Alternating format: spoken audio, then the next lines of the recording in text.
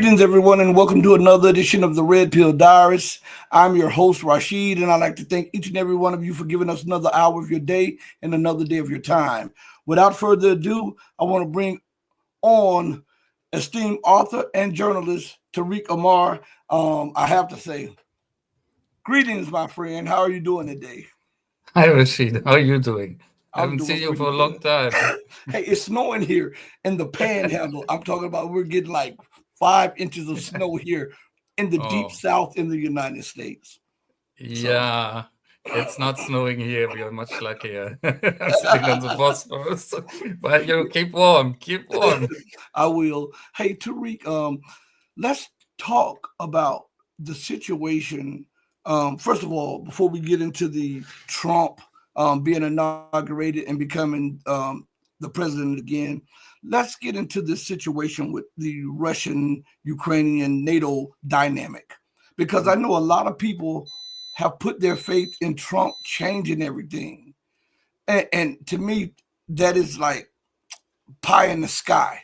Um, because there's such a well-oiled cog of a machine behind the scenes that continues to prevent any meaningful policy changes towards Russia, China, or the global South.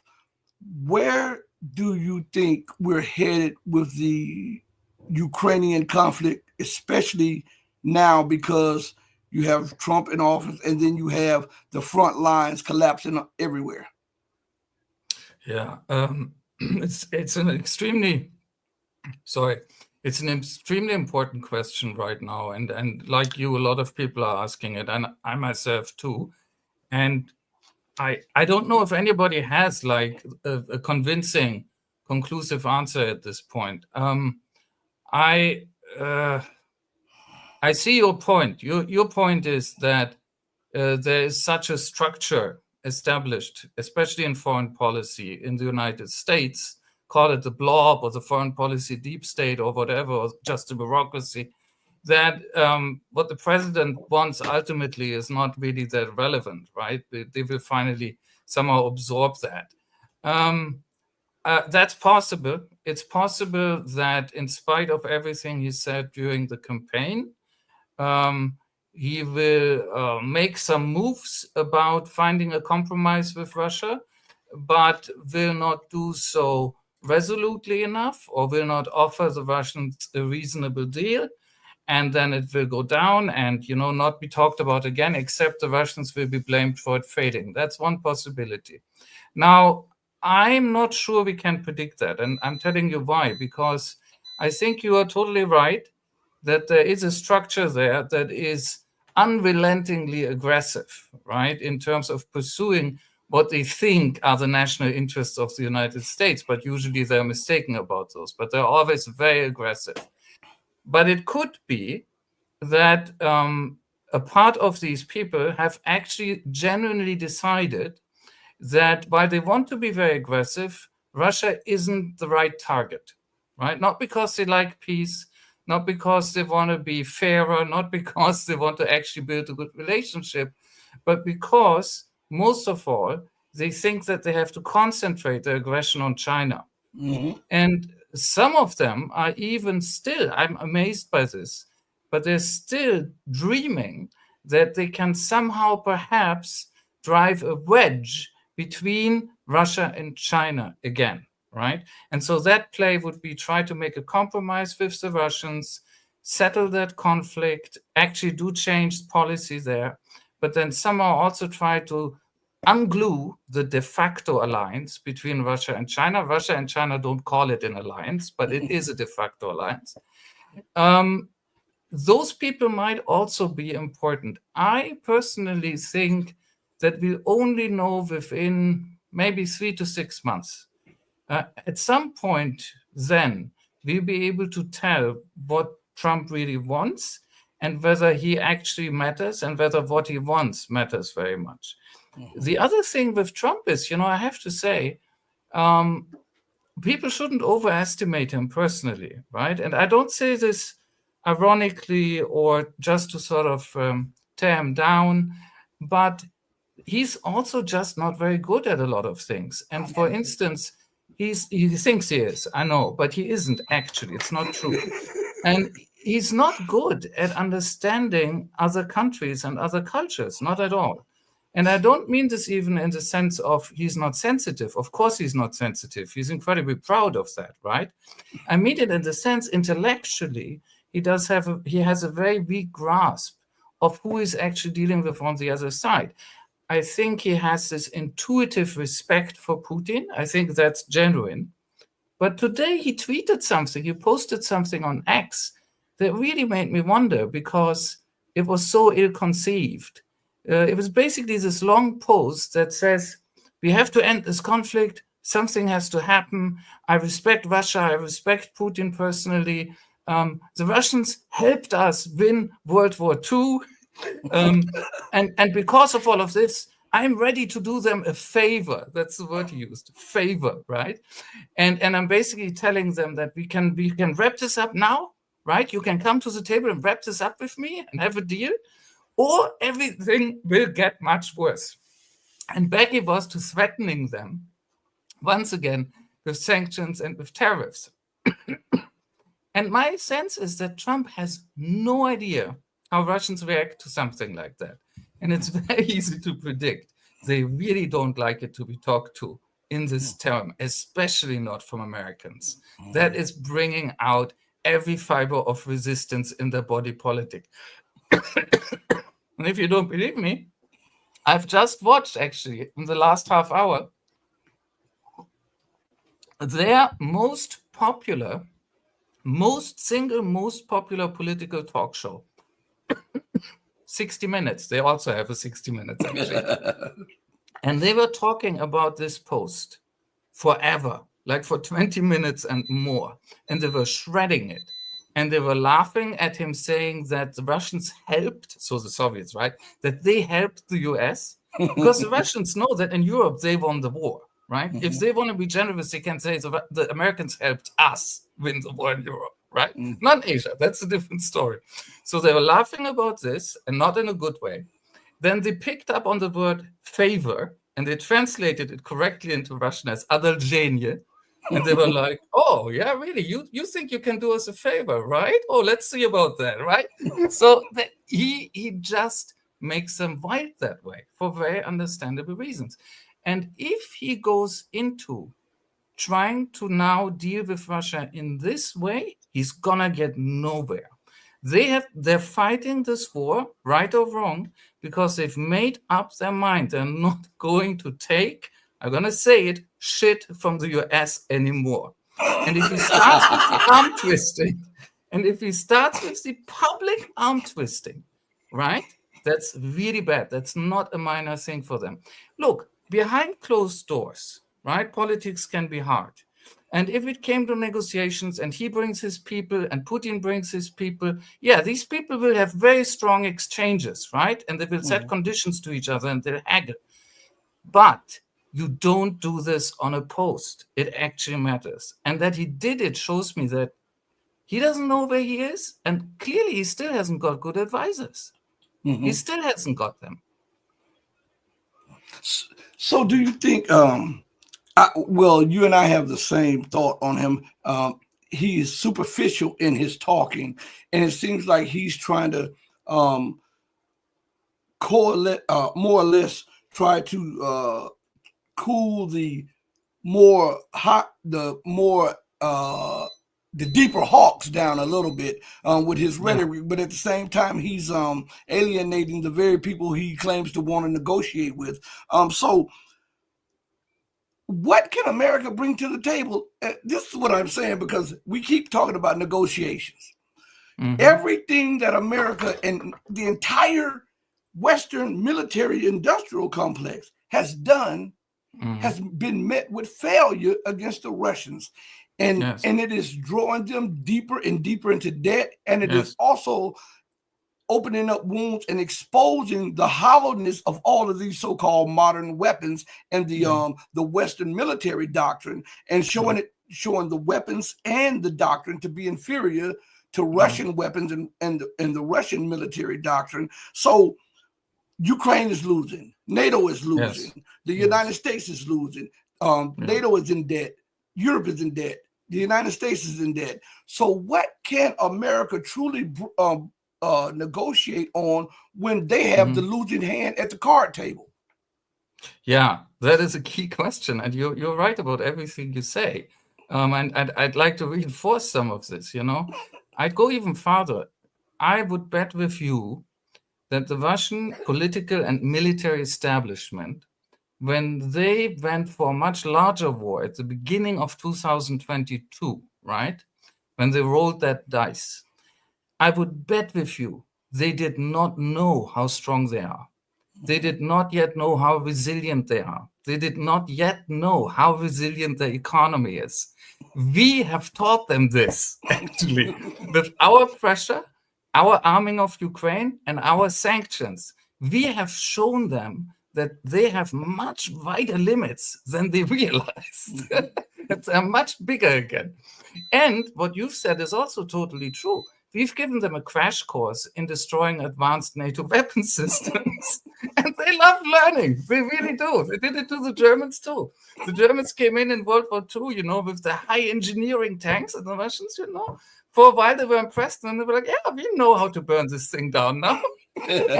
So this is not working. This is not how you deal with them.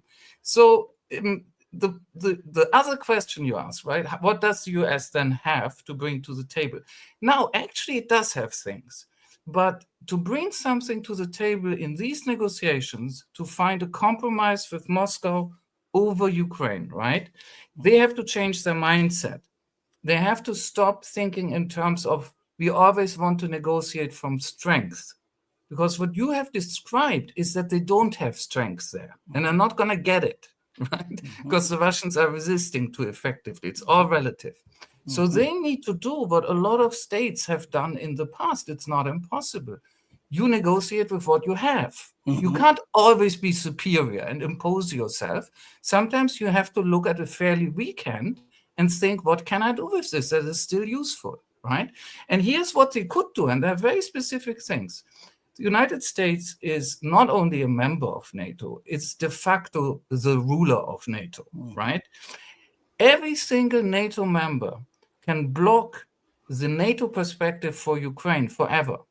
Because essentially, if you are let into NATO, it's like a club. All other NATO members who are already in have to say yes. So if one single member in NATO says, it could be France, hypothetically, could be Britain, they'll never do this, I know. But one of them could say, we will never accept Ukrainian membership, and that would mean Ukrainian membership can't happen, right? This is actually the legal situation in NATO. But with the US, it's even more pronounced because the US is the boss on top of it. So if the United States under Trump went to Moscow and said, look, we have finally got the message. You're fighting this war because you will not accept a Ukrainian NATO membership, neither officially nor in an underhanded way, right? Just not. And we are ready to give you that.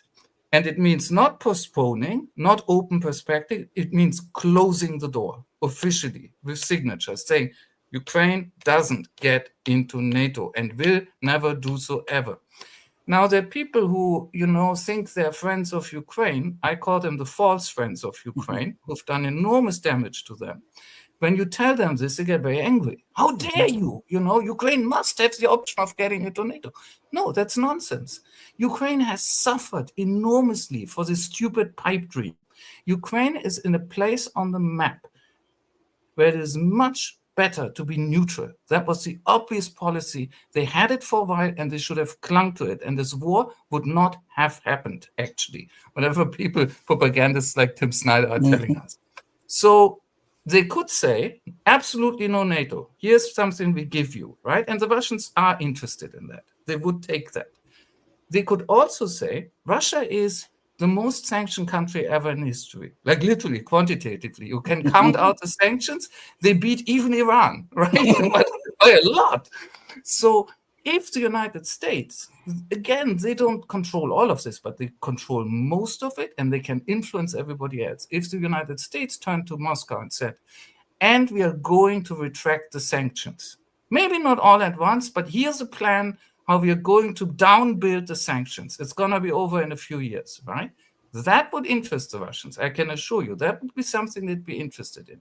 So neutrality for Ukraine, an end to sanctions, and then, and this is something they will find very hard to accept, the Russians now insist that territories they have conquered in Ukraine, that they currently hold, will stay with them officially. And they want that acknowledged as well. In fact, they want acknowledged even a little more, right? These three things are things that if the West were ready to bring them into play, the Russians would listen.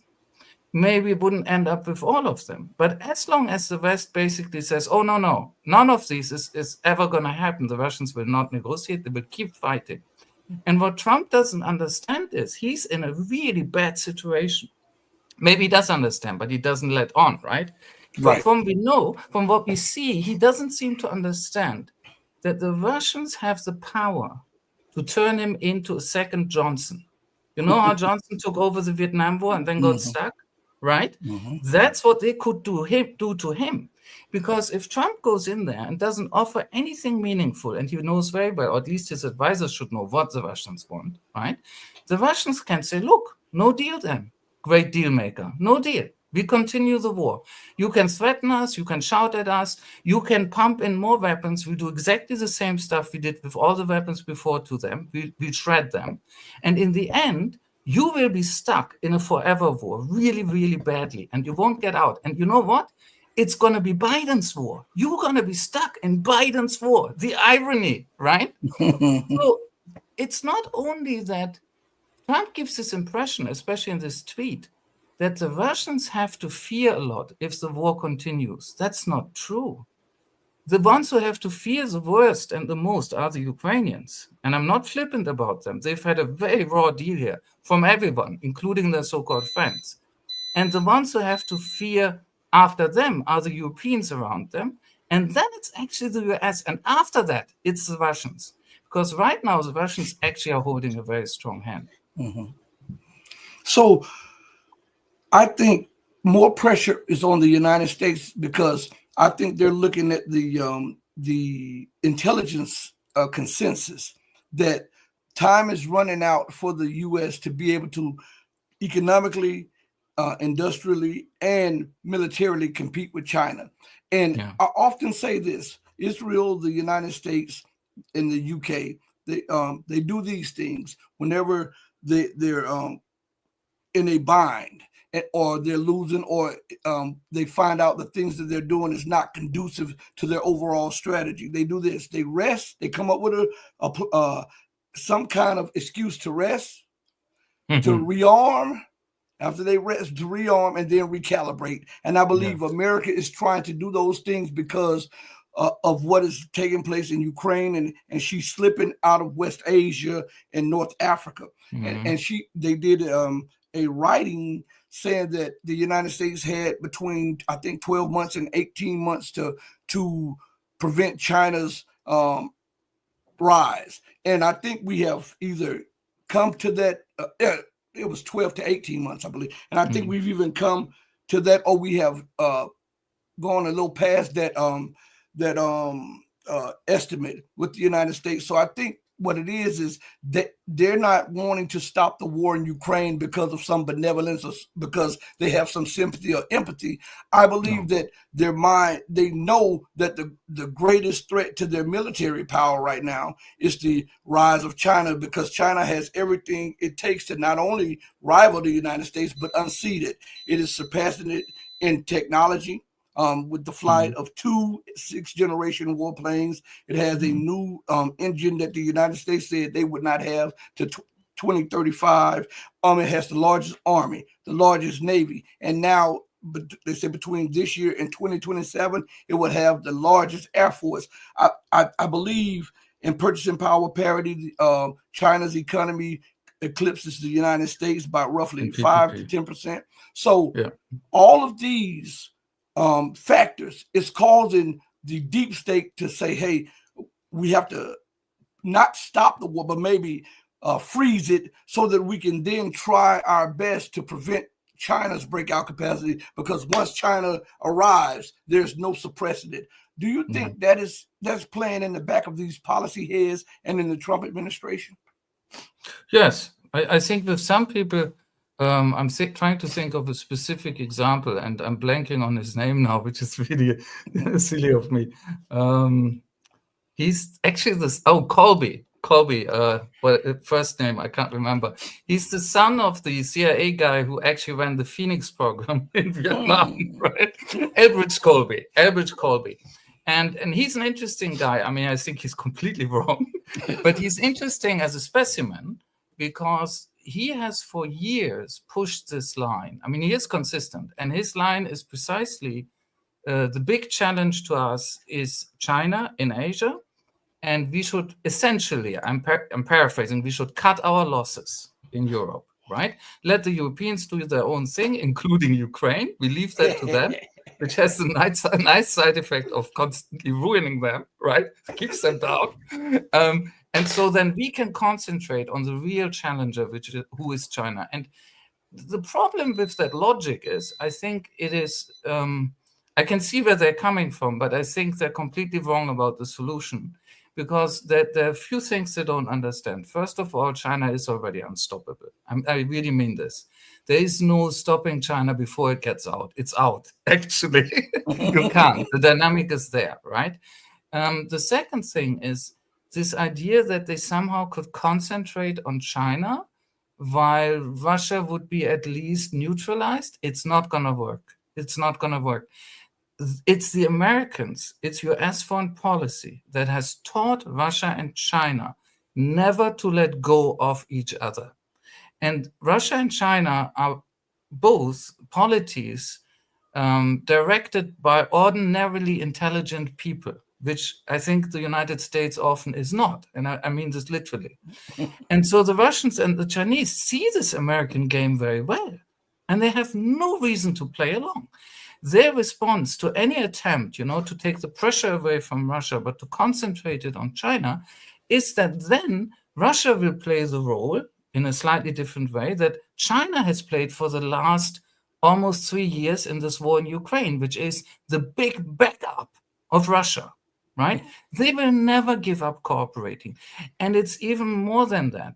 It's not even just these two countries. What's emerging is sort of a whole set of countries that don't only cooperate politically and partly militarily, or actually all of them militarily in one way or the other, but that actually begin to weld the military-industrial complexes. And this is very important. And China is part of this, Russia is part of this, North Korea is part of this, and Iran is part of this, right? So the United States is not this whole idea that they can play divide and rule, right? We can split them up and we deal with one of them after the other. They can forget it. It's primitive. All the rivals see it. They won't run along with this type of thing, and it won't work. So, I think you're right, but it's a dead end for the people who think this way. And Tarik, I often watch the news, different clips from the news in the Western world, and especially in the United States. Excuse me. And you can see that not only is the establishment out of touch with reality, but the mouthpiece or the media outlets are out of touch with reality. I'm going to play something for you, right? And it's crazy that they would react to Russia's threat. This happened a few months ago or whatever. But I want you to see the what's pervasive, the pervasive thinking that, it's okay for America to give Ukraine's weapons and to aim those weapons and to unofficially launch those weapons from Ukrainian territory into Russia. But if Russia dares respond or vows to respond, then not even on American soil, but in retaliation in Europe for a NATO attack, then that the United States, that's outrageous. It's an attack on us. I just want you to just look at the clip and tell me your thoughts, because when they say imperialistic minds, this is absolutely the case here. Just listen to this. Hours after Russia launched a ballistic missile into Ukraine, the Kremlin threatened to attack a new American defense base in Poland with advanced weapons. Victoria Coates from the Heritage Foundation joins me now. Victoria, thanks for being with us. This would be, would it not, a direct attack on NATO? Oh, good to be with you, Brian. Yes, this is deeply concerning. This is a new missile defense base on the Baltic Sea. The United States just opened. It's called Aegis Ashore. It's one of our most sophisticated missile defense systems. It protects not only Poland, but also our Baltic allies, Lithuania, Latvia, and Estonia. And so, yes, this would be very much an attack on the United States, on NATO. And, you know, I have a very, very bad sense we're sort of drifting back into the Cold War here. Okay, so I want to talk about that very bad sense for a second. I mean, you get saber rattling, you get rhetoric, and then you get things that could translate into action. How are you reading the rhetoric from Russia right now? Well, this has really been an escalatory pattern for the last maybe week to 10 days since President Biden made the decision to give the long-range attack missiles, the ATACMS and the HIMARS, to Ukraine to attack in Russia proper. And obviously the Kremlin didn't like that. They lowered their threshold for using a tactical nuclear weapon. They fired off an ICBM, an intercontinental ballistic missile, at Ukraine, which was bizarre because those only exist to carry nuclear weapons, but this one had been modified to not carry a nuclear weapon. And now we have this. So clearly things are hotting up in Ukraine. And the problem is that the United States is in a state of transition from one president to another, and it's not entirely clear who's calling the shots. Do our adversaries view the 2 months before President-elect Trump takes office, do they view that as a window to do exactly this sort of thing? Yeah, transitions are always dangerous, Brian, but they can be ordered. I know you're just chomping at the bit to say something. How is it that they can rationalize this and say that ever since Biden decided to give Ukraine weapons to attack inside of Russia, that Russia has been escalating ever since? Well, there's so many layers. Look, I have to start at the beginning, right? First of all, what the Russians have said about this missile defense system in Poland that has been officially inaugurated, the Aegis Ashore system, which is a very old problem, but now it's sort of really bubbling up. And what they've said is, if you put this type of missile there, then that also is a target for us, which is actually standard military procedure, right? Mm-hmm. If you create a missile launch site, the Russians have basically said that site is a threat to us, and so it's now on our target list. Yeah, what did you expect? Gonna bring you flowers? And then what you also have to see about the system is, this is a very old story. It begins many years ago with the US saying, we need to station anti-missile defense missiles somewhere in Europe. And we need to do this allegedly to defend us and Europe somehow from potential Iranian and North Korean missiles. And there were all sorts of holes in the story, like why would they fly that way? And anyhow, so the Russians were actually even nice at that time. They were like, you know what? If that's your problem, right? So you're saying this is not about us. That's what you're saying. And the US was saying, no, it's not about you. No. It's on your border, but it's not about you. It's about those other guys over there. So the Russians come back and say, okay, it's not about us. You know what? Let's be partners. We build these missile defense systems together because after all, they're not about us, right? So then the United States, of course, went through a lot of very complicated moves because it had all been a shameless lie, right? And in the end, it turned out that they just put the missiles there. And now they're openly saying it's about Russia. And they were always about Russia. Now, the second point is that the Russians have always argued, and they're right about this, that the system has offensive capability. It takes a few tweaks, and you can not only defend, you can use it to shoot missiles at a target in another country, right? It's not a pure defensive system. That's how they always sell it. The Russians understand this, and they're like, you know what? I mean, we don't like this aspect. And so they built it anyhow, and they built it anyhow. Then, when the Americans gave the Ukrainians officially the permission, as they called it, to shoot American missiles into Russia, like into Russia itself, right? The Russians made two very important points, and many of them got lost in the West. The first one is, well, this is a problem in and of itself, because those are American missiles, you give them to them, so somehow you are really involved here, right? It's not just the Ukrainians. But the Russians also made another much more specific point, and nobody has ever proven them wrong. This is actually true. They have argued correctly that to shoot and target these missiles is impossible without direct help from people from the West, including Western satellite, Western targeting data, and so on. This is very well known.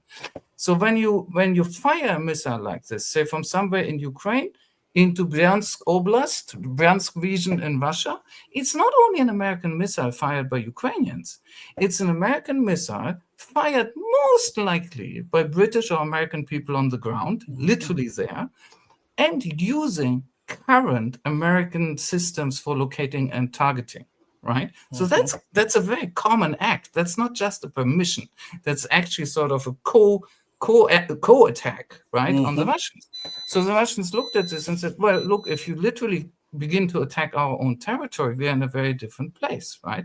And then they started to say, in other contexts as well, not only about this base in Poland, that means it's de facto an attack from NATO, not just from Ukraine, which is officially not in NATO. And if it's de facto an attack from NATO, we reserve the right. We don't want to necessarily do this, but we reserve the right to strike back at NATO. What that would mean, we don't know. It could mean Romania, it could mean Poland, it could mean Germany, it could mean Britain, for instance, right? In an extreme case, even more extreme case, it could mean the USA. And then when these ATACMS were used, the thing that the speaker on the American program called an intercontinental missile, it's not exactly that. It's a different type of missile. It's called an Oreshnik. It's whatever, it flies like 5,500 miles or something, and it's counted a little bit differently. And it's not only meant for nuclear warheads. And she should be really grateful the Russians didn't use it for nuclear warheads, by the way. And so they shot this at the city of Dnipro at a big sort of engineering works. And there are suspicions that maybe underneath there were big bunkers and they hid weapons depots and whatever. It seems that they didn't even use explosives. So they used the warheads of the rocket, but only with kinetic energy, right? Just by falling down and having all this energy, which was, pretty which was a serious impact. But if they had used explosives or nuclear weapons, of course, it would have been much, much, much worse. Now, in essence, the Russians made a very restrained decision. Because after they had said, look, if you shoot ATACMS at us together with the Ukrainians, we have the right to attack NATO, they still chose not to use that right. And that was correct. They shouldn't have. Instead, they struck back, but inside Ukraine. And while they struck back with a weapon they hadn't used before, that was a signal, right? We have a more powerful weapon we can bring into play here. They did it at a target that was not like civilian, or they didn't commit some sort of mass murder or anything. Quite the opposite. It was a very restrained strike, actually, right? So this whole caricature that you're getting in a show like this on American television, that the Russians are these wild, loose cannons, it's exactly the other way around. I'm very sorry, but they're the adults in the room. They're actually managing the crisis. They're actually keeping it sort of within a box, And then she had the nerve to say, and the host was saying, and they were pushing a narrative that if Russia responds to the provocations, then it's a direct attack on NATO. And only in Bizarro World, do you get a take like so diverging from the reality of things. And this is what we see and hear, not just on mainstream media, but now it's taking place in so-called alternative discourse, which to me is not beneficial to the masses of the people who are yearning for proper and correct news. I think it's a disservice to those people. But I also want to play this for you. This is what a guy had to say about the people in the Pentagon. It was another reminder of how, escalating this war that the Biden administration has now done very desperately, and I think completely pointlessly. And I think it's largely a vendetta that Trump has won the election, which has even been, some officials have said that in Reuters reporting that they're really just doing this because they know Trump is going to come in and negotiate. And I do have faith that Trump actually will negotiate based on the people who are now around him. I think they're desperate. I think they're trying to provoke an escalation from Putin so they can have an excuse to escalate even further. I mean, I know I've interacted with a lot of these people at the Pentagon from when I go to the press briefings there. And I've tried to talk to these people behind the scenes and get a sense of like, are you guys worried about the nuclear risk? I mean, it's an existential risk. It'll affect all of us. And to be honest, I think a lot of these guys are kind of psychotic. And even more dangerous, I think a lot of them are stupid. They really don't think of these risks. And so I think the worst thing that Putin could do right now, and this is what I would do if I were in his position. I hope he's listening. I would play it cool. I mean, you have the upper hand. You are months away from getting territorial concessions from a Trump administration. You can get Crimea and the Donbass, and then you can also get a photo op shaking hands with Trump. That will infuriate the Anthony Blinkens, the Victoria Nulands, the Hillary Clintons, who have tried to provoke this war for years. If they see that photo, their heads will explode. And then the real risk from that point will be these people are going to get together and try to assassinate Trump. And that's another risk that Trump needs to be careful of. First of all, before you unpack that, even though he was making sense in a lot of what he was saying, he was, in so many words, even through all of that, they were saying that it would do Vladimir Putin some good to be seen shaking hands with Trump, or that's a favor from Trump. And what is crazy is when he said that you're about to get some concessions with the Donbass and Crimea. Russia already has the Crimea and the Donbass. So, I mean, what is your take on this situation? Look, I have a lot of. I agree with you that this idea that Putin wants to be photographed shaking hands with Trump, if anything, that's icing on the cake for him. That's really not important. If there's somebody Putin really appreciates being seen with, if there's such a person, that's Xi Jinping, literally, and vice versa. It's not an American president anymore. That's over. Those are illusions. But, it wouldn't do harm. So, but I have a lot of sympathy for the other points he was making. In fact, at the time, I was thinking not so dissimilarly, because look at it from Moscow's perspective, right? Trump wins the election at the very beginning of November, and he promises to come to terms. Sometime after the 20th of January, he says, like in basically November, December, sort of 3 months, I will make a deal with you. And maybe it's not going to be the worst deal for you Russians, right? That's what he says at the time. So I think this journalist was right about one thing, absolutely right, that the Biden people were trying to provoke the Russians into an overreaction, right? So that the war would escalate before that can happen. Right. And that goes back to what we were talking about, why it was so important that the Russians kept their cool. And even if they responded to an American provocation, they actually did it in a very restrained way. And that was part of the background to that. They didn't fall for the provocation. Right. You want us to attack an air base in Germany? No, you're going to strike a place somewhere in eastern Ukraine. It stays within the theater, so to speak. Right. So I think there he was right. I think where he is a bit too optimistic or where it's a bit too simple is where he assumes that the Russians simply believe that Trump will deliver. I don't think they have ever done that. And I'm not just guessing. I follow like what they say. I follow Lavrov. I follow what's being said on talk shows. I think the Russian attitude has been between November and now has been much more like, look, what do we have to lose? Clearly, the Biden people are desperate and they're trying to provoke us. Let's not fall for that. Why would we do them the favor, right? We will wait. We will wait because we don't know if Trump is perhaps going to deliver. And if it turns out he's not delivering, he doesn't want a serious deal and compromise with us. If we figure that out by, say, April, well, we'll still be around, not much lost. So I do think that the Russians were restraining themselves and waiting for Trump to see what he will actually do. And I think now we are in precisely that moment where Trump has to show what he really means to do. And if they find out that he was lying, then they will register that very, very quickly. And if they find out that he is interested in a real serious negotiation, they will understand that as well very quickly. But now he has to actually show his hand, so to speak, right? Mm-hmm.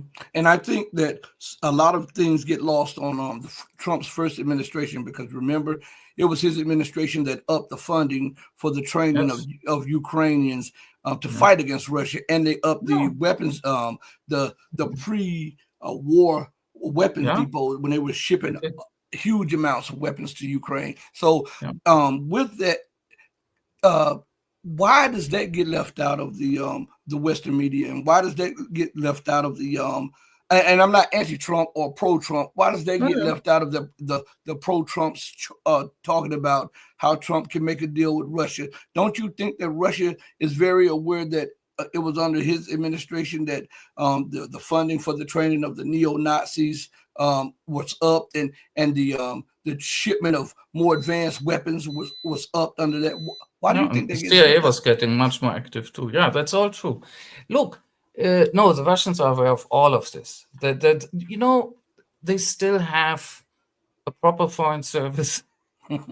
They have, unsurprisingly, intelligence services that sometimes fail. Right? They do fail. I can give you examples, but on the whole, they work pretty well. They have a very serious government, the Russians, actually, whatever you think about their policies, but governing, foreign policy included, is a very serious business from them. They're systematic, they're smart, and so on. So they know all of this, and they remember everything, believe me. But think about it like this, right? From their perspective, they can look back and say, okay, that's what he did then. Bad enough, but frankly, that's what the Americans have always done to us at every opportunity, right? It's just another variant of Americans trying to, meddle with us as good as they can. On the other hand, that was then, before we actually won the war. Now, several years later, we are winning the war. And so for the Russians, the decisive questions, because they're rational, they're not vindictive, they're not hyper-emotional, the decisive question probably is not, what did Trump do in the first term? It's, where is he now? Has he learned the lesson? Is he ready to accept that they cannot defeat us and that we are actually about to defeat them? And is he ready to negotiate in this situation instead of trying again and again and again to reshape it, right? That's, I think, the key question they're asking themselves. The stuff that he was sending them, the famous American anti-tank weapons, now forgetting their name, everything you mentioned, Russia is a great power. They can look back at that and say, yeah, it happens. It sounds cynical, but, that's the past now. So now focused on what happens next, I think. Mm-hmm. Well, excuse me. Rest, rearm, and recalibrate. Those are the 3 R's of the empire. And I believe that desperation is starting to set in the American power structure, because they see China outlapping them in everything. So it would behoove them to strike a deal with Russia more so than it would for Russia to strike a deal with the West, because they need to focus all of their energy, all of their resources, and all of their economic prowess to try, in their mind, to pin down a rising dragon and to prevent it from ascending to the top power and the top economic power, even though we know they're already there. But perception is everything in this world. So, so wouldn't it? Do you think that is another reason why Trump is so adamant about trying to pause the conflict or bring it to a heel, not pretty much stop it, maybe let a little bit fester, so he can double back, or the United States can double back, because they see China as the preeminent threat, because it is a non-white, non-Western nation, and it has the economic, political, and technological prowess to not only catch up with America, but surpass it. Yeah, I think there is that is a real possibility that is one strategic option that's very powerful right now with Trump and with people around him. But and then you have to ask yourself a second question, I think, which is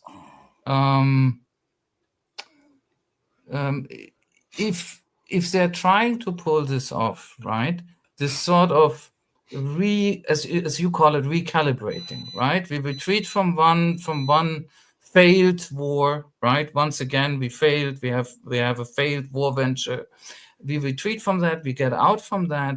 We restock. We rest, right? We reassign our resources. Here's the thing. Apart from the fact that the Russians and the Chinese are now in an alliance, I mean, Putin and Xi Jinping have just talked to each other online yesterday or the day before yesterday, and it was big news, at least in Russia, right? It was a very serious online meeting. They are making it clear they're there to stick together, right? So apart from that fact, there is something else, which is the Russians have told us, they tell us this again and again. It just doesn't get reported in the West. They're so explicit, actually. It's nothing that complicated. They're telling us we are not interested in just a pause. We don't want just a pause. And if you're trying to get us there to some sort of ceasefire forever, just a pause, everything can restart, we are not taking the bait. The Russians, Putin has said it, Foreign Minister Lavrov has said it, the people in the Russian Duma have said, everybody is telling us what we want is a full settlement. And that means it's got to be solid and it's got to be built to last. We don't want a pause. We won't give you a pause. We won't give you that option. And so this is very, very intriguing because it basically also means that they're saying to the West, to the Europeans and to the USA mostly, you need to find a way to get it across to you Ukrainian clients that there is no restarting. If we stop, we only stop if this is going to be solid. And if we don't get a solid solution in our favor, that's what they're demanding now because they're winning, we will not stop. And there you are again, right? And what I often miss with American foreign policy discussions is somebody once said, American foreign policy is like all these Americans have to agree with each other. And that's the only thing it takes. Then the problem is solved, right? All these people in Washington. And in foreign policy, you need to agree with the other guys. That's your main task, right? And they're not even seeing it. They're not even seeing how far all of these little things like a postponement and a Korean solution and a permanent ceasefire, the Russians have told them multiple times, this is not what we want and we won't go for it. They don't even have to start. So again, will at some point the Trump administration really change that approach? Then there's a chance that they can have a compromise, or will they not? There's one other question that's important, right? Putin and Trump say they want to meet, right? It's on and off, but I think there will be a meeting reasonably soon. What are they going to say about NATO? Is Trump going to say to Putin essentially, you know what? Don't worry so much about NATO. I don't like it either. And actually, we are going to leave. Or if we don't leave, we will at least not finance it anymore, which is what he's telling the Europeans, right? He's now telling them they need to invest 5% of their gross domestic product every year into their militaries. That's humongous. That's a crippling demand, right? So that's a demand you make to either make it unfulfillable, so then you can break things, or you really want to sort of ruin people, which is what the Americans have been doing to the Europeans for a while. So who knows? But here's the thing. If the Russians were going to get the impression, the reliable impression, that NATO is actually going to lose its oomph, it's not that powerful anyhow, but that it's actually going to get much weaker again, that also would reassure them, because that's really the one thing that, is a serious security consideration apart from the USA as such, right? So it's very, very complicated. When the war started, the big war, I don't know if you remember, it started in February 2022, the big one. And at the end of 2021, the Russians sent essentially 2 documents to the West. Yes. And one was saying, this is what we want to talk about with the US, and this is what we want to talk about with NATO. And they were meant as drafts, right? In Western media, they claimed this was an ultimatum. That's not true. The Russians were talking very tough, but it was clearly still negotiable, right? But the core of these documents, the idea was, we need a big reset. It's not just the Ukrainian thing, right?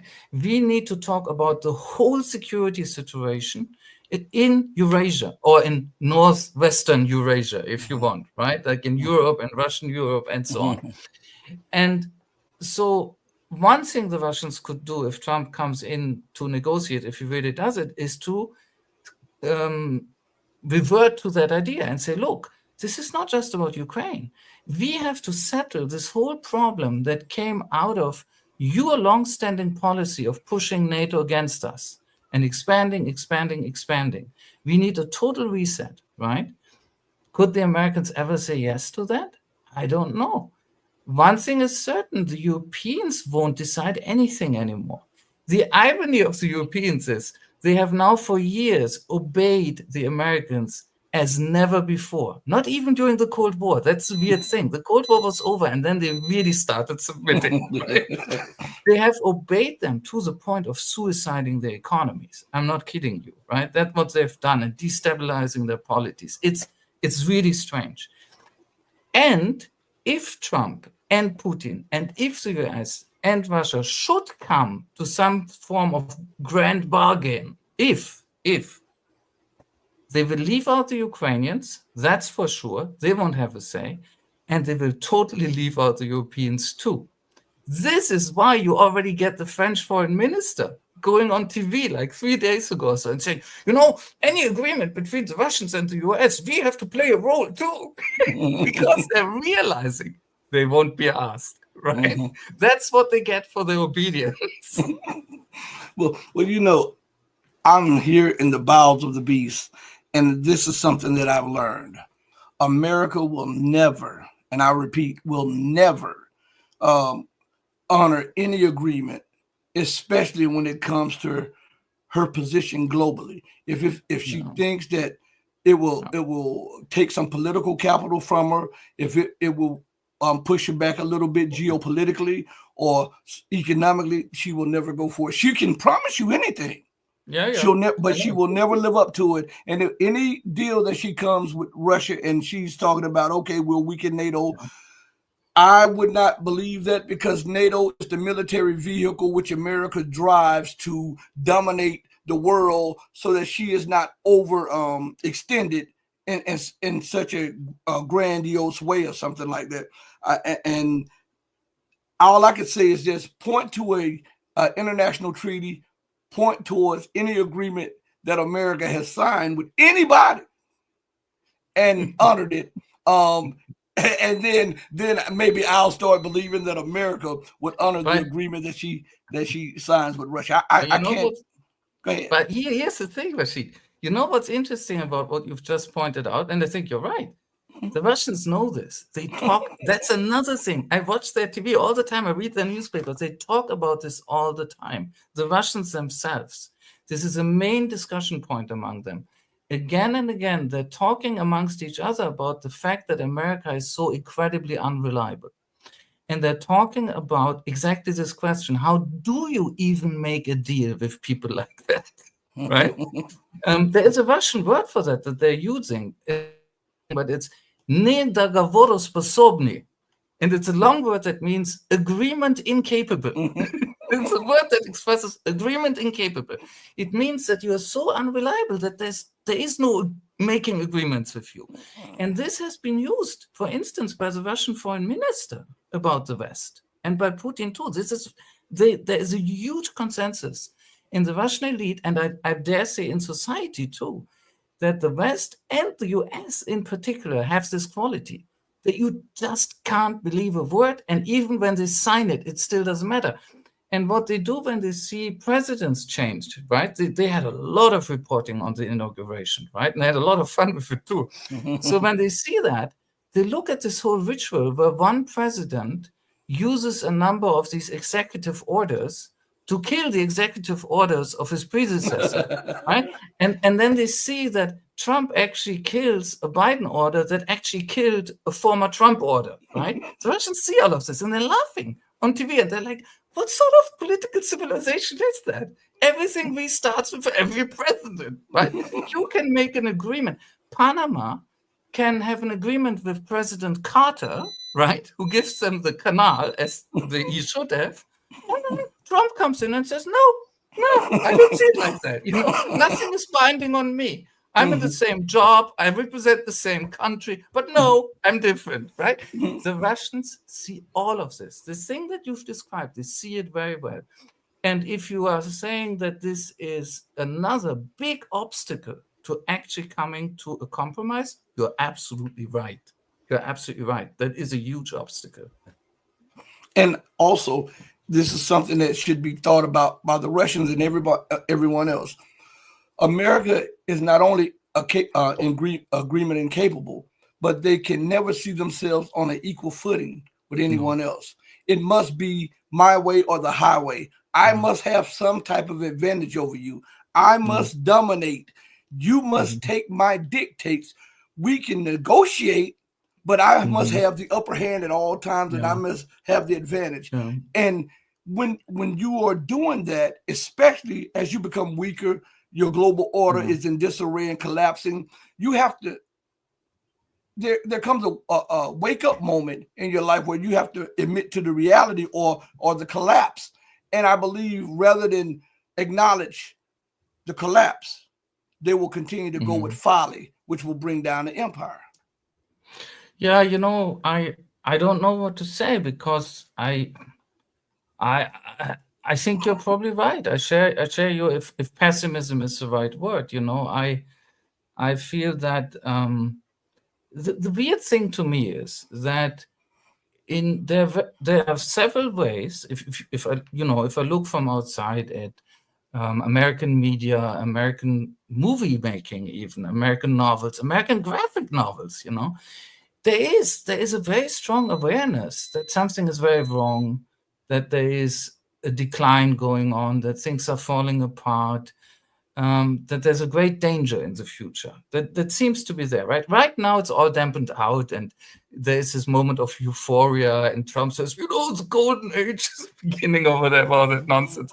But the background noise of the last 2 decades almost in America, or maybe a decade, has been great fear of a coming decline, of something even apocalyptic happening, a civil war, whatever, right? And so people are aware something is very, very wrong at a deep level. But what is so strange is that it seems extremely difficult to really focus on America domestically. So instead, you get all of these ersatz actions. And in some way, Trumpist foreign policy is this huge ersatz action, right? Our schools are rotting away because we won't finance them, right? Our cities have enormous problems. Our infrastructure is degraded. Large numbers of people live from paycheck to paycheck, if from paycheck to paycheck, right? We have big homelessness populations. And so you go through it. America is in really a lot of crisis. And the response is, we want Greenland. No, but it's empires have done this before, right? Instead of focusing inward, which they would need to do, they would have to repair themselves, which is a very hard process. They believe that you can solve these problems with more aggression outside, more plunder, more exploitation. And Trump says it very openly. He says things like, I'm going to have this external revenue service. We're going to all this money from all these foreigners. They're going to bring us money. We're going to plunder more. That's essentially what he's saying. It's like a late Roman emperor, It's all falling apart in good old Rome, but we can go out and get some more tribute. So this is not going to work. This is not going to work. And the last time, and I was wrong, by the way, I was wrong. The last time I felt there was an option that somebody had at least an instinct to address America's many crises from within was when Bernie Sanders was running for the first time.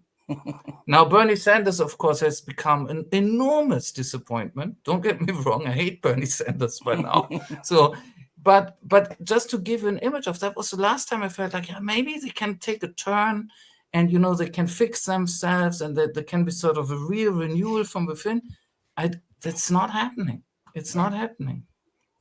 And, in closing, just give me about 2 or 3 minutes. I just want to say, if we look at America, there's no way that she accepts coming to the table on an equal playing field. Yeah. Why do you think the war is taking place in Ukraine? It's because the American foreign policy says not to allow any nation or combination of nations or any re-emerging power to come to be able to rival the United States. Look at the chaos in Africa, North Africa. Look at the chaos in Latin America. Look at the chaos in West Asia. Look at the chaos in Europe, and look at the chaos through the Asian pivot that is starting to bubble up in Asia because of American policies. All of these policies are not meant for national security. They're not meant for the benefit of the people of America or the people globally. What they're meant for is to contain any growth outside of American and British dictates with other world. And this means that they are incapable of actually looking at you or I in an equal manner. So they're incapable of actually signing an agreement with Russia or China on an equal basis. It's an impossibility because they still believe that everything is run through London and DC. Yeah, I mean, look, this is that old problem, right? That United States, the bedrock of United States foreign policy since at least the end of World War II, has not been to say, we want to be among the strongest countries in the world, right? If there are like 6 or 5 really big countries, we have to be one of them, right? That's not American foreign policy. As you rightly say, American foreign policy has been, we have to be the single strongest one, the single strongest one. And one aspect of this is that American foreign policy has also not been to say, we want to control our own country, and like many other countries, we want to have, or big countries, we want to have a sphere of influence around us. That's not nice. Ask the people in South America, right? To be caught in the sphere of influence of the United States. That's not nice. I'm not saying that's idyllic. But the United States is even worse because the United States is a strange case of a country saying our sphere of influence is literally the whole world.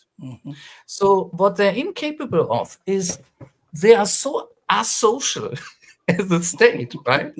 That they are incapable of even saying, which is not a lot, look, we want to be among the big boys, but we accept that the Russians are big and the Chinese are big, and who knows, somebody else is big. Maybe Brazil is going to be big one day.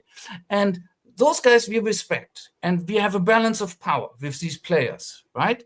We don't want to be second place to them, to any of them. We want to be equals, but we accept that we can't be higher than them, right?